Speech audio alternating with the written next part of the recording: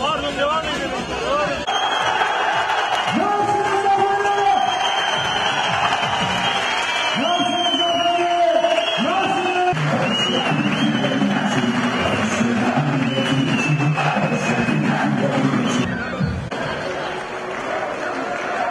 Evet, yerlerinize geçelim arkadaşlar.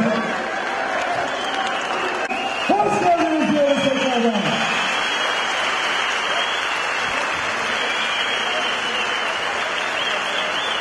Son zamanlarda ülkemiz, vatanımız, milletimiz, hükümetimiz üzerinde bir oyun oynamaya çalışıyor. Ama şunu herkesin bilmesi gibi, bilmesi gerektiğini söylüyorum ki, kimin amacına rastlarsın, kimin düşüncesine rastlarsın, köpeğimizle çıkmış olduğumuz bu yoldan asla bizi bir milmekte geriye hiç kimse bulamayacak Allah'ımızda. Hiç kimse bulamayacak.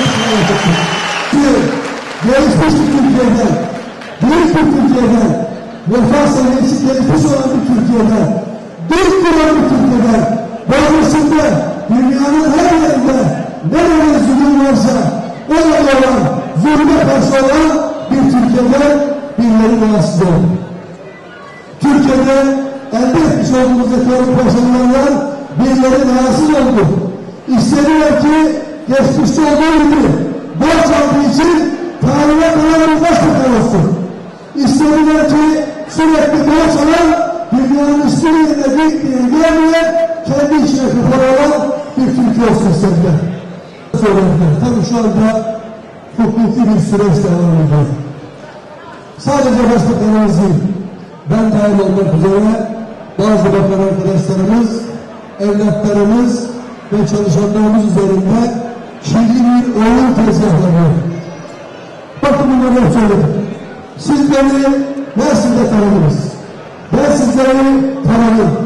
Bu kardeşimiz Zafer Çağlayan 27 ülkede sanayicilik yapmış, sıfırdan gelmiş, yokluğu görmüş, varlığı görmüş ve yüzlerce insana 4 seneler okutan, yüzlerce insanın çalıştığı fabrikalar kuran, 13 yıl Ankara Sanayi Odası'na başladı. Uzun yıllar Türk Odağı ve Borsalar Birliği Başkan Vekilliği yapmış. 6,5 yıldan fazlalığında bakanlık ve fabrik kardeşimiz olarak 20 yıldır ortaklıklar önünde, 20 yıldır kamu önünde, 20 yıldır basının önünde olan bir kardeşimizin asla gitti, sattı, bir işe yaradığını söylüyorsunuz. Tekrar hayata döndürmüş olan bir kardeşimiz olarak Allah'tan başka hiç kimsenin korkusu olmuyor. Allah'tan başka hiç kimsenin hesabı olmuyor bir kardeşimiz olarak. Bakın şunu söylüyorum. Bakın şunu söylüyorum. Sizlere şunu altını çizerek söylüyorum.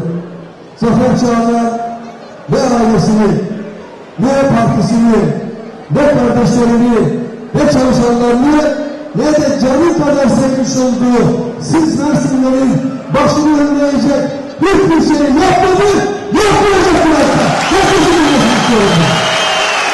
Bu yaptıklarımızda birilerinin ayağına bastık. Faiz ofisinin, kimsenin tanıyabilmeye, çözülmeye yapmış olan faiz ofisinin ayağına bastık.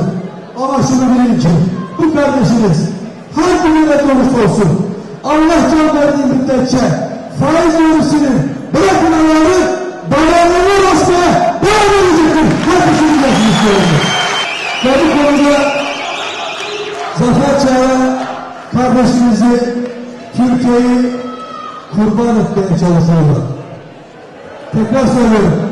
Bu kardeşimiz var ya Zafer Çağlayan, bu ülke üzerinde oynanan oyunlara karşı durmak için, bu ülkenin oyununu kaldırmaya çalışanlar için, bu ülkeyi faiz yönüsüne teslim etmek isteyenler için, Türkiye'nin geleceği için eğer kullanılması gerekiyorsa, Zafer Çağlayan Türkiye'de sizlere de kurban olsun kardeşlerim. Allah kurban olsun Zafer Çağlayan.